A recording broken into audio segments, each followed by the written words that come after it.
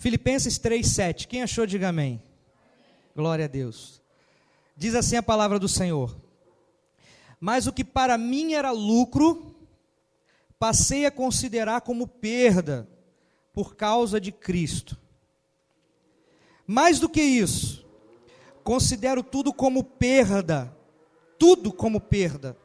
comparado com a suprema grandeza do conhecimento de Cristo, meu Senhor, por quem eu perdi todas as coisas.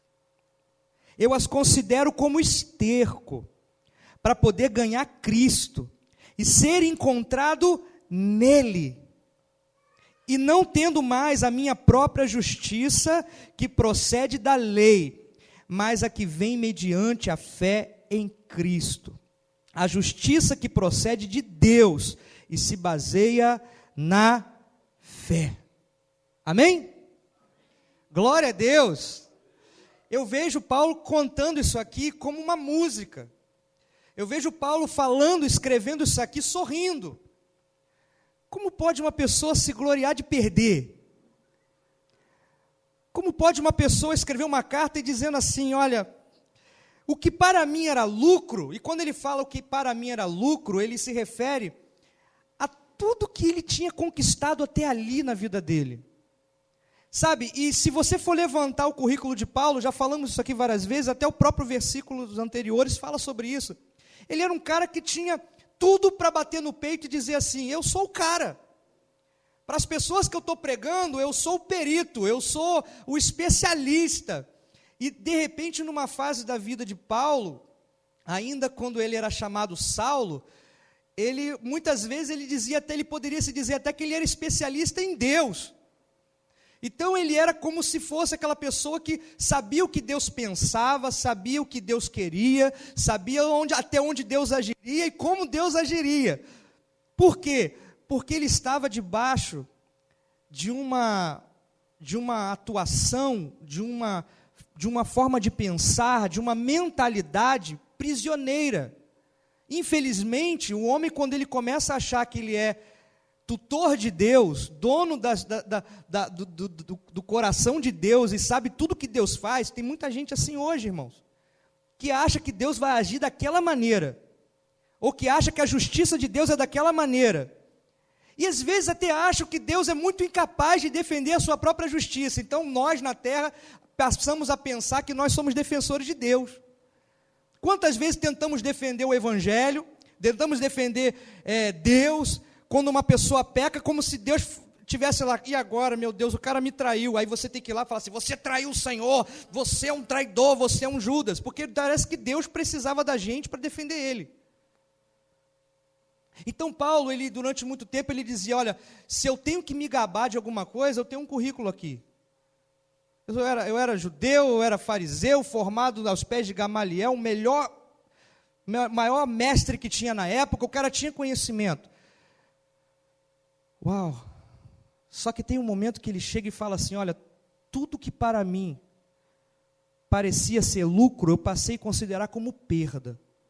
Porque se todas essas coisas que para mim era lucro, o meu currículo, a minha história de vida, e muitas vezes, talvez nós começamos a nos gabar pelo tempo que nós temos de evangélicos, ou pelo tempo de experiência de vida que eu tenho, ou pelas coisas que eu vivi na vida. Lógico que nós precisamos ouvir pessoas que tenham experiência de vida em várias áreas, mas meu irmão, o que rege a sua vida, o que faz a sua vida valer a pena nessa terra, é a revelação da pessoa de Jesus Cristo. Ele falou, eu sou o caminho, não tem outro caminho, eu sou o caminho. Tem tantas pessoas que quando você vai falar de Jesus, ele fala assim, não, peraí, não fala de religião comigo não, eu tenho a minha fé, eu tenho a minha crença, eu tenho a minha esperança. Não, tem tanta gente arriscando por vários caminhos.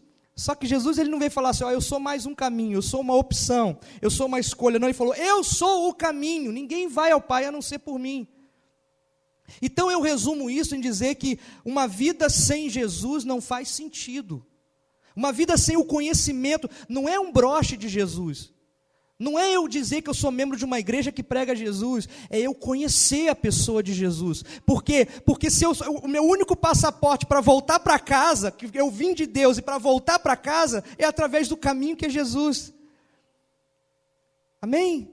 Então Paulo ele começou a dizer o seguinte: todas essas coisas que para mim pareciam lucro, eu passei a ter como perda, porque eu me apoiava nelas. E enquanto eu me apoiava nelas, eu perdia. A minha vida perdia o sentido. A minha vida talvez servia a uma religião, servia a um dogma, servia a uma cerimônia. Eu estava com tanta cerimônia com Deus, mas eu ainda não conhecia Deus.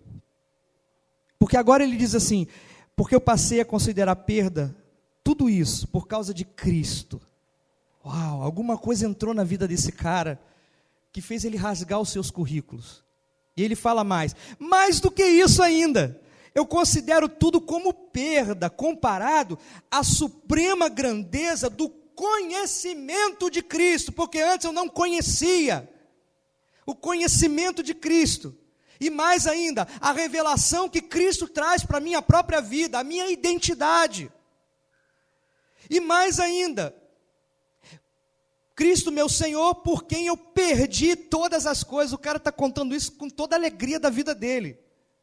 E ele fala mais: eu as considero como esterco. Olha, já parou para pensar que toda a fortuna que o Bill Gates conquistou até aqui é puro esterco? Que todos os diplomas que o homem alcança nessa terra, se ele morre e não conhece a Cristo, é tudo esterco? E mesmo se ele vive e conhece a Cristo, mas se apoia nesses diplomas também, é tudo esterco. Porque nós somos seres que não vamos ficar aqui, irmãos, mas nós estamos sendo convidados para uma eternidade, para coisas eternas. E às vezes estamos tão preocupados com o agora, com o hoje, com esse momento, mas ao mesmo tempo, eu achei algo interessante esses dias, é que tem pessoas que estão gastando a saúde para ganhar dinheiro. Aí quando ganha dinheiro, gasta o dinheiro para consertar a saúde. É ou não é? Então está a vida inteira correndo em busca de tantas coisas, mas não valoriza as pessoas que estão do teu lado, as coisas eternas. As pessoas que são eternas, que estão do teu lado, seus filhos, que de repente um tempo de amor, de atenção, vai fazê-las serem pessoas dignas, pessoas que como o pastor Banque pregou aqui esses dias, quando falta o amor, aquela pessoa que sente que não é amada, ela vai refletir em alguma coisa na sociedade, vai refletir em alguma coisa dentro de casa, para os seus pais, para a escola, para todos os lugares.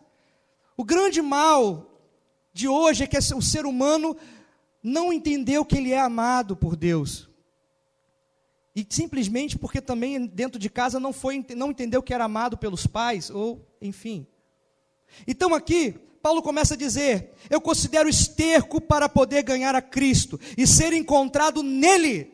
Olha, mas ele aceitou Jesus, ele foi escondido em Cristo, mas aqui Paulo fala que é importante que a cada dia ele lembre que ele está dentro de Cristo, que ele entenda que a identidade dele é Cristo. E essa é a grande luta que nós passamos a cada momento, irmãos, porque se a Bíblia nos diz que tem alguma coisa a qual eu tenho que lutar com maior das minhas forças, é permanecer na fé. E como que eu permaneço nessa fé? É tão interessante, porque é uma luta que não é tão difícil você vencer, porque basta você ter conexão com a verdade, que a fé se manifesta, ela é gerada. Você não pode gerar fé.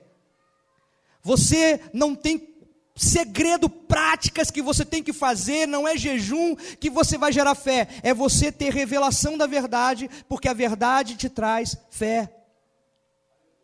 Então, abrindo um parêntese aqui, eu achei interessante, que a irmã Carla hoje postou no WhatsApp um texto muito interessante.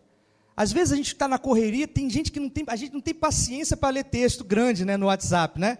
Só que eu costumo dar uma olhada e falo: uau, cara, que legal, pego assim, mas eu parei e reli aquilo umas 3 vezes. Porque teve a história de um relato mesmo, que um homem escreveu para um jornal, está até aqui, deixa eu ler rapidinho, que aí fica mais fácil, eu não vou pular nada. Que diz assim: por que ir à igreja? Um frequentador de igreja escreveu a seguinte mensagem para um jornal: eu tenho ido à igreja por 30 anos, e durante esse tempo, devo ter ouvido umas 3.000 pregações.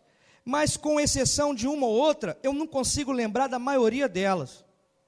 Por isso eu acho que eu estou perdendo o meu tempo e os pastores também estão desperdiçando o tempo deles.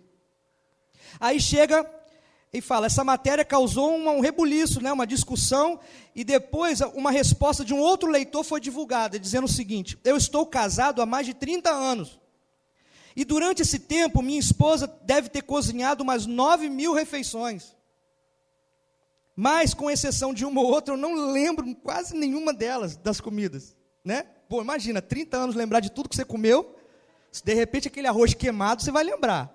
Né? Porque a gente, às vezes, se apega a um negócio complicado, não se apega né, àquela lasanha maravilhosa que ela fez, né? Às vezes, aquele arroz queimado que tu queimou na lua de mel. Ainda foi estranho, porque na lua de mel não se faz comida, né? Faz outra coisa, né? Então, vamos lá. Mas, com exceção de uma ou outra, eu não consigo me lembrar da maioria delas, mas de uma coisa é certa: todas elas me nutriram, alimentaram e me deram força necessária para fazer as minhas atividades. Sem essas refeições, os nossos filhos, estaríamos desnutridos, fracos, desanimados e até mortos. Da mesma maneira, se eu não tivesse ido à igreja para alimentar a minha vida, a minha alma e a minha família, estaríamos hoje em terríveis condições espirituais. Se eu te perguntar todas as pregações que são pregadas aqui, de repente, não lembraríamos de todos, apesar de serem impactantes, serem maravilhosos. Mas eu te garanto, é a porção diária que você tem recebido para você permanecer de pé. É a porção que tem te alimentado e te sustentado. Existe agora uma estratégia maligna de dizer: eu estou na graça, eu estou em Cristo, e agora eu vou seguir a minha vida, e vou curtir a minha vida, e eu não volto para continuar se alimentando e ouvindo da verdade. Certamente, nessa batalha espiritual que acontece na tua mente, as propostas malignas vão continuar a criar ninhos na sua cabeça. Então nós precisamos nos alimentar com a verdade. Nós precisamos estar em comunhão com a palavra. Amém, igreja? Glória a Deus. Então ele diz assim: encontrado nele, não mais tendo a minha própria justiça que procede da lei, mas a que vem mediante a fé em Cristo. A justiça que procede de Deus e se baseia na fé. Encontrado nele. Sabe o que eu quero falar com você nessa noite? Irmãos, não fique preocupado. Não fique preocupado de estar pronto. Sabe, durante muitos anos eu me preocupei em estar pronto. Porque a lei ela me dizia que eu tinha que agradar a Deus. Então eu fazia várias atividades, várias formas, várias regras para poder me achar que eu estava pronto para agradar a Deus. Sabe o que isso causou? Cansaço. Isso causou depressão. Eu já me encontrei pastoreando com depressão. Eu já me encontrei cansado, muitas vezes pensava em largar o ministério, largar o meu pastoreio. Quantas vezes eu chegava em casa com a minha esposa e a gente deitava no travesseiro e chorava, porque eu não estava conseguindo ser o pastor ideal que Deus queria. A graça me mostra que eu nunca vou conseguir ser perfeito para cumprir o evangelho, mas Cristo em mim é a esperança da glória. Cristo em mim gera frutos que eu preciso para cada dia eu ser aquilo que Deus planejou que eu seja. Então eu quero dizer para você, mas eu estou falando aqui de pastor, mas não, eu estou falando para todos, toda a igreja do Senhor. Ele é o cabeça, Ele manda as informações, o corpo obedece, o corpo recebe a informação, o galho recebe a ordem da videira, e nós produzimos os frutos de acordo com a informação que recebemos da videira. Então, não se preocupe em estar pronto, se preocupe sim, entre aspas, em estar nele. Aqui nós vemos que Paulo dizia isso: olha, tudo isso é esterco, eu considero como esterco para poder ganhar a Cristo. Eu não quero me apoiar a mais nada, eu não quero me preocupar mais com mais nada, eu só quero entender, eu quero me ver em Cristo, e ver Ele reinando sobre mim, e ver agora os frutos dele sendo gerados em mim. Então não se porte, não corra, não fique afobado de estar pronto. Se você entender que você está nele, irmãos, tudo começa a acontecer. Tudo começa a acontecer. Amém? Não é ter Tem gente que avalia as outras pelo que tem. Então aquele fulano que está andando com uma roupinha mais simples, ele não é tão abençoado. O Evangelho não falou isso para nós. O Evangelho está falando que é ser e estar. Ser não é ter, ser é estar. Ser filho amado de Deus, ser chamado por Deus, é estar em Cristo. As coisas vão acontecer na tua vida quando você está em Cristo, não quando você tem. Mas ter é consequência. Mas o mais importante é você ser e você estar em Cristo. O chamado do Evangelho é você estar em Cristo. O chamado, o convite do Evangelho para nós é você se apropriar da natureza de Cristo que já está em você. No Antigo Testamento dizia, não faça isso, não faça aquilo outro. Aí você tentava e você não conseguia. Paulo diz que toda vez que a lei dizia, não cobiçarás, mais Paulo cobiçava. E mais a gente cobiça quando a lei diz que a gente não pode cobiçar. Mas agora quando o Novo Testamento diz, não minta mais aos outros, não é porque você vai ter que lutar para não ser um mentiroso, é porque o Evangelho já está te dizendo, Deus não te vê mais como um mentiroso, Deus não te vê mais como um ladrão, Deus não te vê mais como uma pessoa, sabe, de confusão, de fofoca, Deus não te vê mais, então se apropria disso. O Evangelho fala, venha para a sua nova natureza, porque você se despiu já do velho homem, meu irmão, agora deixa esse novo homem acontecer. Então eu quero dizer para você nessa noite sobre isso, amém? Toda vez, amado, toda e qualquer busca de Deus, que não se baseia na consciência da graça, vira religião para você. Toda busca de Deus, em toda fase da nossa vida, se eu chegar no culto aqui hoje, e a minha consciência não estiver baseado na graça, o que é graça? Favor imerecido. O que é favor? Eu amo a Deus, eu só amo a Deus porque Ele me amou primeiro, meu irmão. Eu só aconteço aqui na terra em alguma coisa porque Cristo acontece em mim. Então tudo hoje na minha vida e na sua é baseado pela graça, pelo favor imerecido. Então qualquer coisa que eu faça fora dessa consciência, vira religião para mim. Eu acabo entrando no culto tentando surpreender Deus. Eu acabo entrando no culto e quando eu não estou me enxergando debaixo da graça, eu me condeno por aquilo que eu cometi. Por aquilo que eu fiz, por aquilo que eu falei, por aquilo que eu pensei. Entra aqui nessa noite, esteja aqui nessa noite entendendo que a graça é favor e está sendo derramada sobre você nessa noite. A graça está acontecendo sobre você agora, nesse momento. Eu não sei como você entrou aqui hoje, eu não sei se você escorregou hoje, se você fraquejou hoje. A graça está aqui hoje acontecendo em você. Então, pelo amor de Deus, descansa. Sabe, porque é uma das características que, dentre várias características, várias sequelas da lei nas nossas vidas, uma delas é o medo. É quando ainda a gente continua vivendo debaixo de um medo. É quando a gente entra na presença de Deus com medo, a gente faz um teatro para Deus. Agora, quando eu entendo que eu estou debaixo da graça, você vai ver isso, irmãos, quando o fariseu e o publicano entrou na presença de Deus. Está escrito, Jesus fala isso lá em Lucas 18, se eu não me engano. Onde o fariseu dizia, graças te dou, Pai, porque eu dou dízimo de tudo que eu recebo, porque eu jejuo tantas vezes por semana, porque eu não sou um pecador sujo e fedorento como esse publicano aqui. Teatro, porque por dentro estava podre. Porque não confiava mais na graça de Deus na vida dele, ou nunca entendeu a graça de Deus na vida dele, mas ele queria mostrar, olha como eu sou Deus, como se Deus não soubesse. O publicano chegava, o cobrador de impostos chegava e dizia que ele de longe ele se curvava e nem tinha força para olhar para os céus, mas ele dizia, tem misericórdia de mim, Senhor, porque eu sou um pecador. Você está entendendo o que a graça faz? Aí Jesus pergunta, quem saiu justificado, tornado justo, daquele culto ali?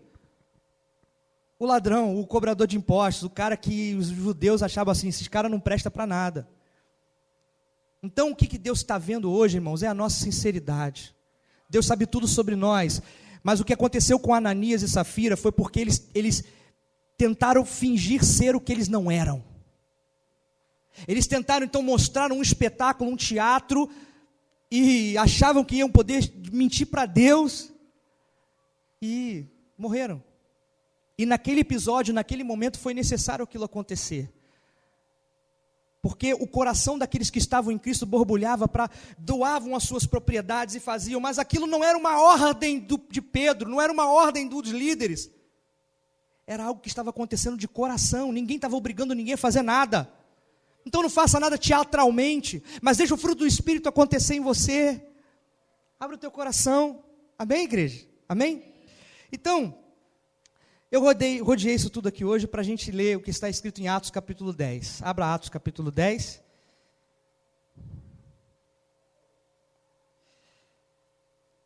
Aleluia. Eu vou ser breve. Amém? Atos 10. Fantástico. O centurião Cornélio. Quantos conhecem Cornélio aqui? Você é velho, hein, cara? Conhece Cornélio? O cara aqui, antigo. Atos 10. Vamos ver aqui que interessante essa história. Todos acharam? Digo amém. Havia em Cesareia um homem chamado Cornélio, um centurião do regimento conhecido como italiano. Ele era um oficial do exército romano, viu? Com o centurião, ele cuidava de um pelotão, né? Um cara, gente fina. 2. Ele e toda a sua família eram piedosos e temente a Deus. Dava muitas esmolas ao povo e orava continuamente a Deus. Uma observação, eles não eram de Israel, eles não eram judeus, ok? Eles eram fora, eles eram estrangeiros. Vamos continuar. 3. Certo dia, voltando-se das 3 horas da tarde, por volta das 3 horas da tarde, ele teve uma visão e viu claramente o anjo de Deus que se aproximava dele e dizia: Cornélio. Atemorizado, Cornélio olhou para ele e perguntou: que é, Senhor? Rapaz, que forte, irreverente ele, né? Qual é, Senhor? O anjo respondeu: suas orações suas orações e suas esmolas subiram como oferta memorial diante de Deus. Deus lembrou do que você fez. Deus lembrou, Deus leu o seu coração. 5. Agora mande alguns homens a Jope para trazerem um certo Simão, também conhecido como Pedro, que está hospedado na casa de Simão, o curtidor de couro, e que fica perto do mar. Depois que o anjo lhe falou, se foi. Cornélio chamou 2 dos seus servos e um soldado piedoso dentre os seus auxiliares, e contando-lhes tudo o que tinha acontecido, enviou-os a Jope. 9. No dia seguinte, por volta do meio-dia, quando eles viajavam e se aproximavam da cidade, Pedro subiu ao terraço para orar. Tendo fome, queria comer. Enquanto a refeição estava sendo preparada, viu? Naquela época demorava o almoço também, viu? Não briga com a tua esposa, não. Viu? Quando a refeição estava sendo preparada, caiu em êxtase. Viu um céu aberto e algo semelhante a um grande lençol que descia à terra, preso pelas 4 pontas, contendo toda a espécie de quadrúpedes, bem como répteis da terra e aves do céu. Então uma voz lhe disse: levanta-se, Pedro, mate e coma. Mas Pedro respondeu: de modo nenhum, Senhor, jamais comi algo impuro ou imundo. A voz lhe falou outra vez: não chame de impuro ao que Deus purificou. Isso aconteceu 3 vezes, e em seguida o lençol foi recolhido ao céu. Enquanto Pedro estava refletindo no significado da visão, os homens enviados por Cornélio descobriram onde era a casa de Simão e chegaram até a porta. Chamando, perguntaram ali se estava hospedado Simão, conhecido como Pedro. Enquanto Pedro ainda estava pensando na visão, o Espírito lhe disse: Simão, 3 homens estão procurando por você. Portanto, levante-se e desça, e não hesite em ir com eles, pois eu os enviarei. Desceu Pedro e disse aos homens: eu sou quem vocês estão procurando. Por que motivo vieram? E os homens responderam: viemos da parte do centurião Cornélio. Ele é um homem justo e temente a Deus, respeitado por todo o povo judeu. Um santo anjo, e lhe disse que o chamasse à sua casa para que ele ouça o que você tem a dizer. Pedro convidou-os para entrar, e os hospedou. Vamos dar uma paradinha aqui?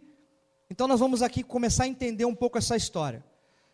Primeiro fala de Cornélio, que teve uma visão de um anjo. Cornélio, ele era um estrangeiro. Cornélio era considerado um gentio. Toda vez que você ouvir gentio na Bíblia, fala de estrangeiro, alguém que não faz parte de Israel. E Cornélio teve uma visão de um anjo. E o anjo chegou para ele e falou assim: Cornélio, Cornélio, eu conheço teu coração. Vejo o teu coração com sinceridade. As esmolas não eram para mostrar para ninguém que tu estava dando esmola. Eu vi a sinceridade na sua adoração, no seu culto. Agora faz o seguinte: mande chamar Pedro, porque Pedro tem um mistério profundo para revelar para você. Beleza. Por quê? Porque Cornélio ainda não tinha ouvido falar do Evangelho. Pedro tinha a revelação do Evangelho. Mas Cornélio ainda estava tendo experiências com Deus. Deus falou que já tinha conhecido, só que Deus iria usar Pedro para Pedro falar do Evangelho. Ele estava entendendo o amor de Deus, mas quem é o caminho, a verdade e a vida? Jesus. Então alguém teria que chegar e falar de Jesus para ele. Então Cornélio manda chamar Pedro. Pedro, por esse momento, lá por volta de meio-dia, já estava lá caindo de fome, estava fazendo um jejum, e de repente ele cai. Não sei se foi de fome ou o que foi. Eu só sei que Deus usou aquela situação. E Deus vira para ele e fala. Deus fala para ele nada. Deus só fala assim: olha, faz descer um lençol. E ali naquele lençol, diversos tipos de animais, quadrúpedes, répteis e aves de todos os tipos. Eram exatamente todos os animais que, diante da lei do Antigo Testamento, eram animais imundos, considerados imundos. Não poderia comer. Não eram animais que poderia se tocar, comê-los.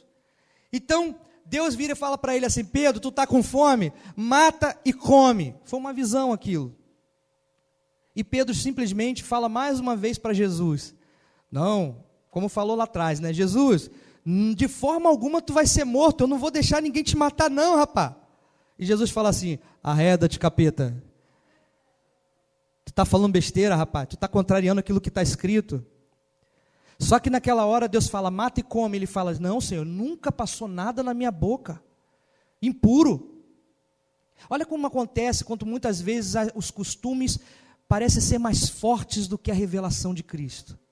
Quantas vezes, às vezes, Deus está falando coisas tremendas, mas ainda existem informações ainda entranhadas na nossa mentalidade. Irmãos, Pedro, ele andou com Jesus, Pedro, ele comeu com Jesus, ceou com Jesus, traiu Jesus, e depois viu Jesus ressuscitar, e depois recebeu a graça de Jesus.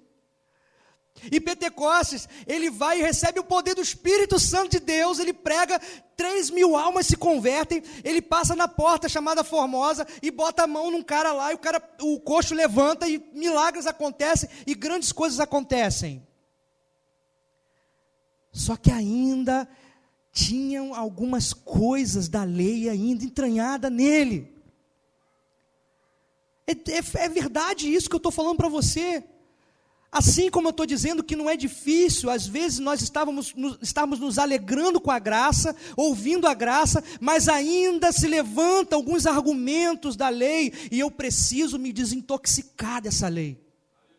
Sabe, é um processo. Pedro estava nesse processo e foi registrado aqui porque serve para mim e para você. Foi um processo de desintoxicação, amém? Processo de intoxicação da nossa mente.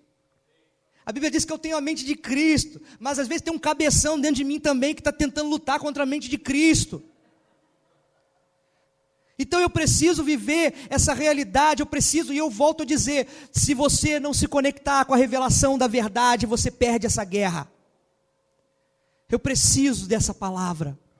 Jesus vira para os seus discípulos e fala: vós já estáis limpos pela palavra que eu vos tenho dado.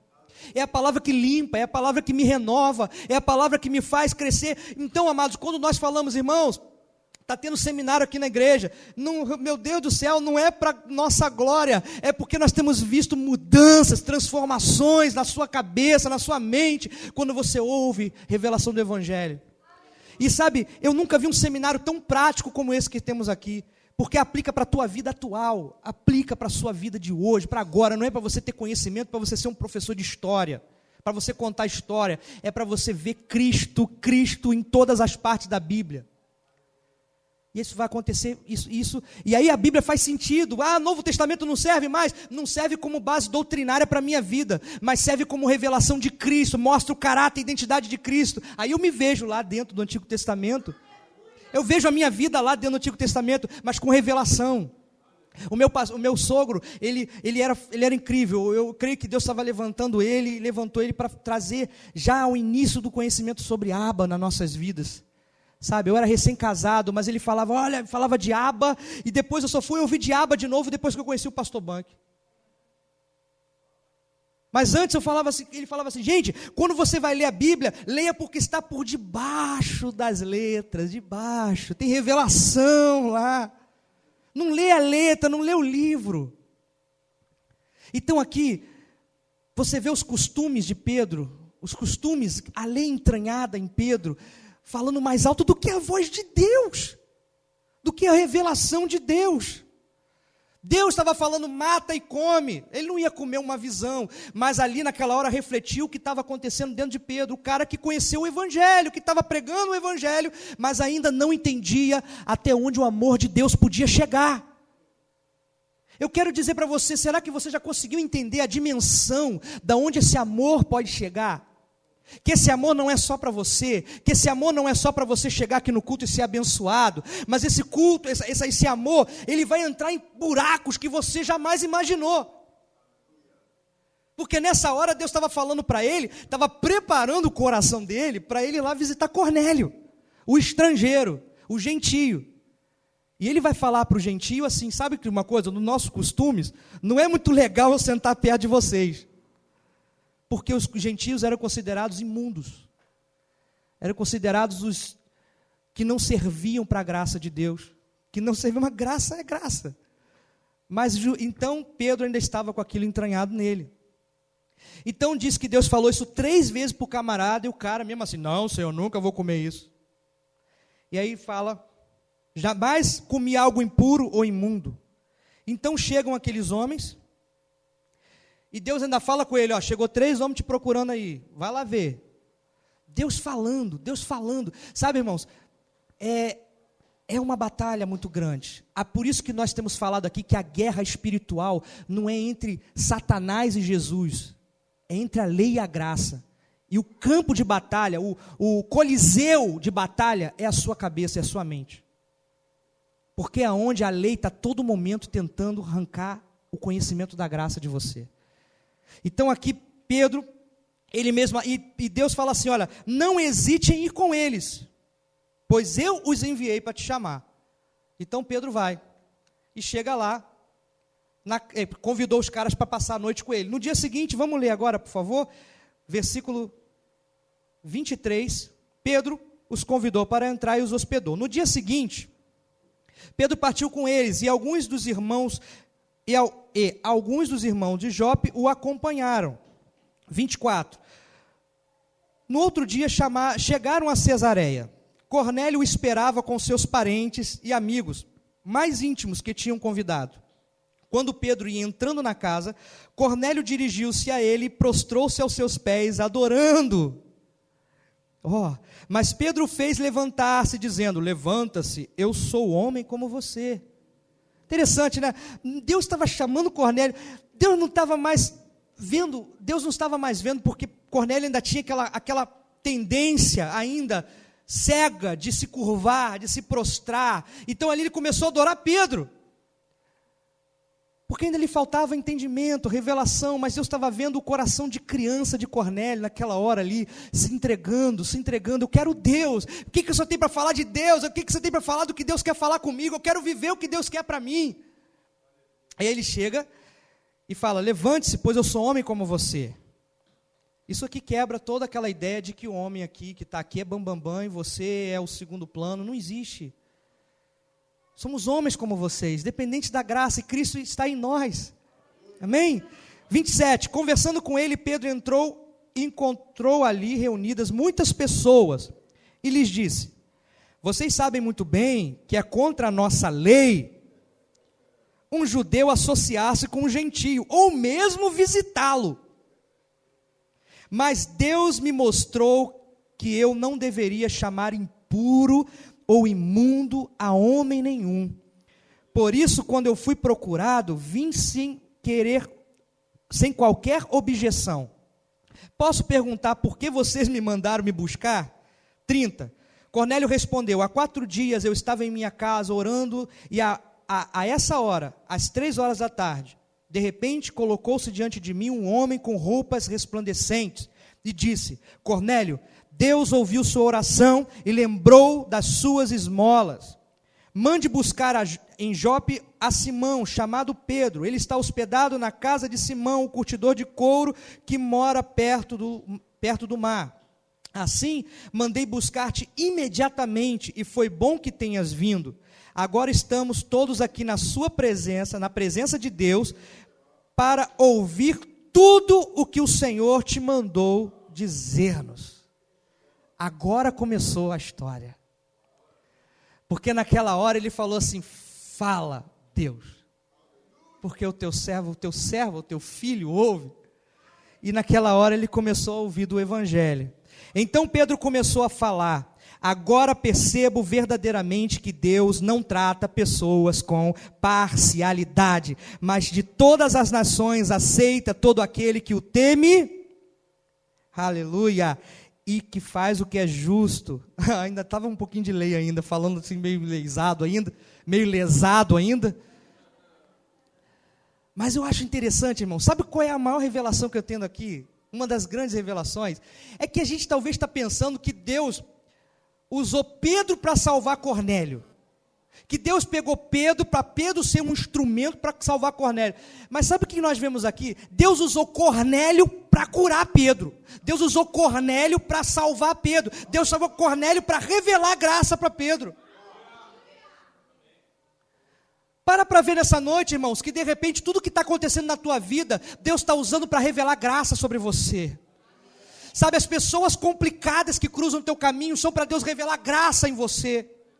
Sabe, não existe mais para nós pessoas que são para nos derrubar. Deus não tem mais ninguém que pode nos derrubar. Tudo que está se levantando hoje é para Deus manifestar graça em nossas vidas. É para que eu veja Ele em minha vida, para que eu veja graça em minha vida.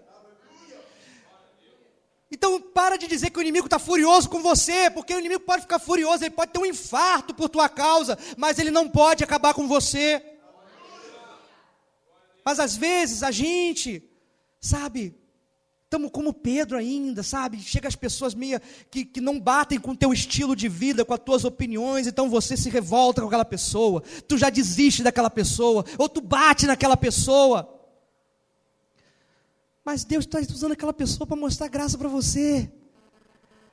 Deus está usando gente para poder manifestar graça sobre você. E às vezes gente que não tem conhecimento do Evangelho ainda. O Evangelho está contigo. Olha só, Deus está mostrando, Deus deu o Evangelho para você pregar para ele. Mas às vezes tem vezes que Deus vai usar o ímpio para pregar para você. Para te ensinar o que é Evangelho. Porque o costume, nós estávamos tão acostumados com a lei, e a lei é tão teórico, que sem perceber, às vezes a graça vira teórico para nós. Às vezes a gente fica na teoria da graça.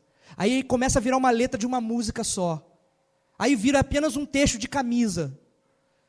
Só que graça é fruto. Graça acontece. Graça se manifesta em atitudes, em gestos, em reações. Isso é graça. Então aqui, Cornélio foi usado para pregar para Pedro. Porque Pedro agora confessa.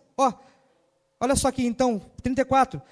Então Pedro começou a falar: agora eu percebo verdadeiramente que Deus não trata as pessoas com parcialidade, mas que de todas as nações, não mais Israel, aceita todo aquele que teme e faz o que é justo. Vocês conhecem a mensagem, aí agora ele começa a pregar o Evangelho.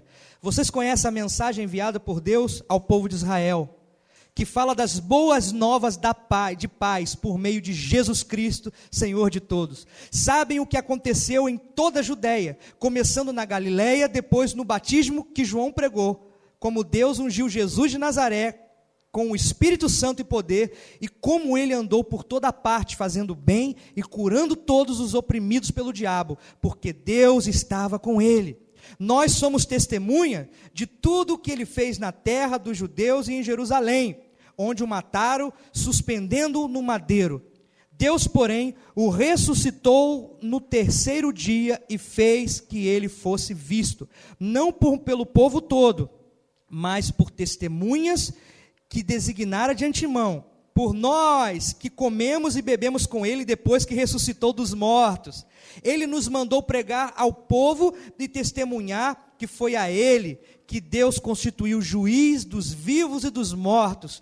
Todos os profetas dão testemunho dele, de que todo que nele crê receba o perdão dos pecados mediante o seu nome. Pregou o evangelho para Cornélio. Continuando, agora olha só, agora o negócio esquenta. Enquanto Pedro ainda estava falando estas palavras, o Espírito Santo desceu sobre todos os que ouviram a mensagem. Os judeus convertidos que vieram com Pedro ficaram admirados de que o dom do Espírito Santo fosse derramado até sobre os gentios, pois os ouviam falando em línguas e exaltando a Deus. Continuando, a seguir Pedro disse: pode alguém negar a água, impedindo que eles sejam batizados? Eles receberam o Espírito Santo como nós. Então ordenou que fossem batizados em nome de Jesus Cristo. Depois pediram a Pedro que ficasse com eles alguns dias. Aí agora eu pergunto para você, Pedro estava demorando tanto a falar, que o Espírito Santo falou assim: rapaz, vamos embora, Pedro, peraí, vamos embora, Pedro, bora, Pedro, eu quero derramar sobre ele. Não, e Pedro, não, porque Jesus estava falando o certo, só que o Espírito Santo foi vap. Pedro deve ter falado assim: caramba, o Espírito Santo nem esperou batizar ele nas águas, não esperou nem a liturgia, não esperou nem o cronograma da igreja. Aí eu começo a perguntar para você, irmãos, quem é o dono da igreja? Quem é o Senhor? Quem é que tem autoridade para salvar, para curar, para libertar, para transformar as vidas? É o Espírito Santo. Aí aqui quebra agora todos os paradigmas que diz: não, primeiro tem que fazer a classe de batismo, primeiro tem que batizar para depois tomar a ceia.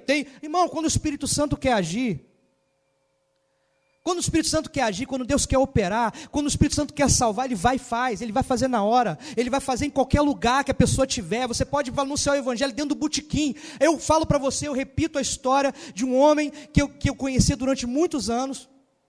Ele era marido de uma ovelha da nossa igreja, a irmã Conceição. O marido dela se chamava Cláudio, ele era pintor. Era o cara que foi criado na igreja evangélica, mas chegou uma fase da vida dele, se desviou. Mas quando era época de pintura na igreja, ele ficava chateado quando a gente não convidava ele para pintar a igreja. E ele não ia bêbado pintar a igreja. E ele ficava chateado. Não, e ele ainda chegava dando material. Pastor, vamos fazer uma textura, que bonito. Tá bom, Cláudio, pode fazer? Pode. Fazia, nunca vi uma textura tão linda quanto a daquele cara. E ele fazia textura, pintava a igreja toda. Não, pastor, não precisa mandar ajudante não. Deixa comigo. E ele ficava lá, 2, 3 dias pintando a igreja. Mas ele nunca foi assistir um culto lá na igreja com a gente. Raras vezes, só quando tinha algum evento, alguma coisa. Um dia, eu estava fazendo uma semana de oração com um grupo de louvor de uns amigos nossos, que ficava de 11 à meia-noite, lá na nossa igreja. Nossa igreja era aqui, pé próximo à Rosa de Saron, ministério que eu fazia parte. Então a gente estava lá orando, meia-noite, eu estava vindo sozinho e eu pensei em descer a rua do boliche, porque estava mais movimentado, mais aceso.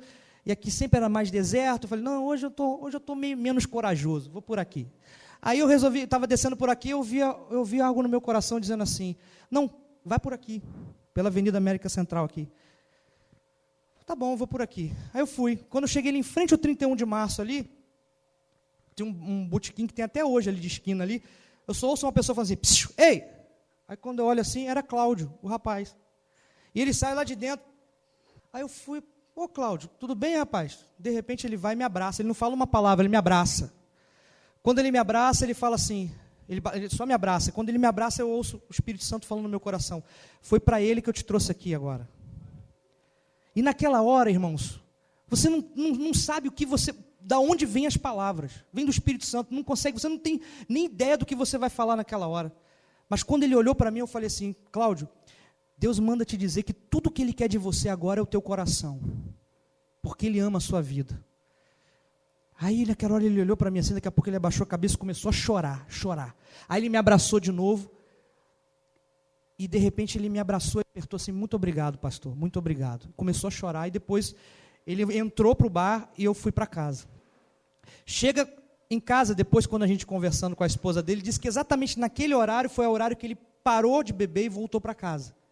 Quando ele chega em casa, ele vira para a esposa e fala assim, Conceição, amanhã eu vou na sua igreja. E ele pega uma garrafa d'água, bebe e vai deitar. Aquele homem não acordou mais. Aí eu pergunto para você, ele foi salvo ou não foi? Porque se Deus já sabia que ele não ia, se Deus falava assim, não foi salvo ainda não, Deus ia fazer ele esperar para ir na igreja, né? Mas eu acho que Deus falou assim, não, que no caminho da igreja ele vai entrar no bar de novo. E agora o coração dele está aberto para mim, entrou. Ele foi salvo, irmãos. Sabe, você sabe quando Deus opera.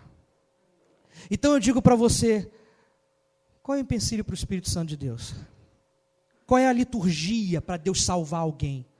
Aqui nessa hora, nós vemos que nem o batismo nas águas foi requisito para salvar Cornélio e a sua família. Diz que toda aquela casa foi salva, porque eles estavam recebendo o Evangelho. O que transforma é a revelação de Cristo, o que salva é a revelação de Cristo. Ele começou a ouvir do Evangelho, e naquela hora o Espírito Santo falou, é agora, o coração está aberto, vamos embora! Pá! E salvou todo mundo.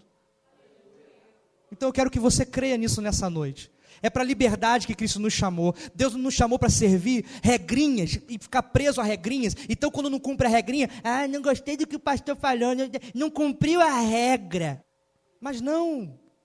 Então, a gente está entendendo isso, irmãos. Não são essas regras que prendem, que travam os impulsos da carne. Não são essas doutrinas que impedem do homem pecar. Se ele vai pecar porque não tem revelação da graça. Amém, igreja? Glória a Deus, igreja.